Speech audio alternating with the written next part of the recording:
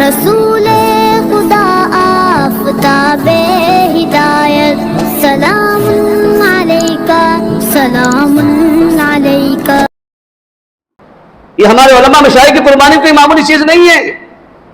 امام احمد بن حنبل رحمۃ اللہ علیہ کے زمانے میں ہے نا ایک فتنہ کھڑا ہوا، خلق قرآن کا مسئلہ پیش آیا۔ حکومت کہتی تھی، سارے لوگ کہتے تھے کہ قرآن مخلوق ہے۔ احمد بن حنبل رحمۃ اللہ علیہ اس وقت میں ہے نا آگے بڑھے اور کہا کہ نہیں نہیں، قرآن مخلوق نہیں، قرآن اللہ کا کلام ہے۔ کہا کہ اچھا تو قرآن کو اللہ کی مخلوق نہیں مانتا؟ کہا کہ نہیں مانتا۔ بنو عباس کی اس وقت میں بادشاہ تھا، اس نے وارنٹ نکالا امام احمد بن حنبل رحمۃ اللہ علیہ کے اوپر کہ اگر تم اس قرآن کو مخلوق نہیں مانتے ہو تو کوڑے کھانے کے لیے تیار ہو جاؤ۔ ایک بار، دو بار، تین بار ہے نا جلا وطن کیا گیا، سب کچھ کو قربان کیا۔ آخر میں وارنٹ نکلا احمد بن حنبل رحمۃ اللہ علیہ کے اوپر کہ یا تو قرآن کو مخلوق مان لو یا جو کوڑے کھانے کے لیے تیار ہو جاؤ۔ لایا جا رہا تھا جیل سے کوڑے کھانے کے لیے، بنو عباس کے کوڑے۔ دل میں تھوڑی سی بات آئی کہ قرآن کے اندر، حدیث کے اندر توریہ استعمال کرنا جائز ہے۔ توریہ دل سے تو اس کی نفی نہیں کروں گا، لیکن زبان سے اپنی جان بچانے کے لیے نفی کر دوں گا تاکہ میری جان بھی بچ جائے اور مسئلہ بھی ختم ہو جائے۔ یہ ایک مسئلہ ہے شریعت کا، توریہ استعمال کرنے کے لیے کہ دل سے اس کی نفی نہ ہو، صرف زبان سے جان بچانے کے لیے، اس لیے کہ جان بچانا فرض ہے۔ دل میں تھوڑی سی بات آئی، اتنے بڑے مجمع میں دیکھا، سارا جو ہے مجمع بھرا ہوا تھا، کیا دیکھتے ہیں احمد بن حنبل رحمۃ اللہ علیہ کے کیا حال ہوتا ہے۔ تو دیکھا ایک انسان ہے نا صفوں کو چیرتا ہوا قریب آیا اور کہا احمد بن حنبل تم بنو عباس کے کوڑے سے اپنا دین بدل دو گے؟ بنو عباس کے کوڑے سے تم اپنا دین بدل دو گے؟ اس شخص نے کہا تم جانتے ہو میں کون ہوں؟ کہا کہ نہیں جانتا۔ انہوں نے کہا کہ میں ابو الہیثم، میرا نام ابو الہیثم ہے۔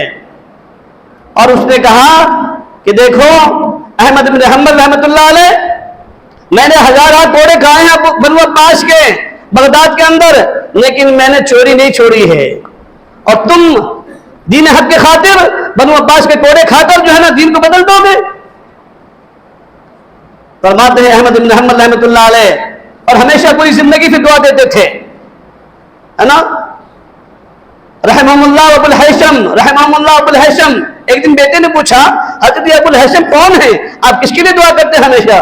کہا کہ بیٹا اس نے میری جان بھی بچائی ہے، اس نے میرا ایمان بھی بچایا ہے۔ جیسے ہی اس ابو الہیثم نے آگے کہا کہ تم کوڑے کے خاطر جو ہے نا اپنا ایمان نہیں بدلنا، دین نہیں بدلنا، تو امام صاحب فرماتے کہ میری جان میں ہمت آ گئی، اور پھر میں نے سوچ لیا کہ اب جان چلی جائے پرواہ نہیں، کوڑے کھا لوں گا لیکن تسلیم نہیں کروں گا، نہ دل سے نہ زبان سے۔ کوڑے لگ رہے ہیں، 65 کوڑے لگ چکے دوستو، چھلنی ہو گئی بوٹی کی، خون کے پھوارے چھوٹ گئے۔ اسی جگہ پر احمد نام بھی اس کا وزیر تھا بنو عباس کا، اس نے کہا اگر احمد ابن حنبل اب بھی تو مان جا کہ قرآن مخلوق ہے تو میں تجھے امیر سے، بادشاہ سلامت سے کیا کروا دوں گا؟ چھٹکارا دلوا دوں گا، نجات دلوا دوں گا، اب بھی تو مان جا۔ اللہ اکبر کبیرہ، کیسا ایمان بنا تھا احمد بن حنبل رحمۃ اللہ علیہ کا۔ فرمایا اے احمد تو مان جا کہ قرآن مخلوق نہیں ہے، قرآن اللہ کی کتاب ہے، میں تجھے اللہ کے جہنم سے نجات دلوا دوں گا، میں تجھے اللہ کے عذاب سے نجات دلوا دوں گا، تو مان جا۔ کوڑے کھا لیے، لیکن دوستو باطل کے سامنے گھٹنے نہیں ٹیکے ہیں، باطل کے سامنے سر تسلیم خم نہیں کیا، کوڑے لگتے رہے، 65 کوڑے لگ گئے، اس سے زیادہ بھی لگتے رہے، اور بار بار یہ کہا جاتا رہا احمد اب بھی مان جا، احمد اب بھی مان جا۔ کہا کہ جان چلی جائے پرواہ نہیں ہے، لیکن قرآن کو میں مخلوق مان نہیں سکتا، قرآن یہ اللہ کی کتاب ہے، اللہ کا قرآن ہے، اللہ کا کلام ہے، میں تیری بات تسلیم نہیں کرتا۔ آخر میں مجبور ہو کر جو ہے نا بنو عباس نے اپنے کوڑے بند کر لیے دوستو۔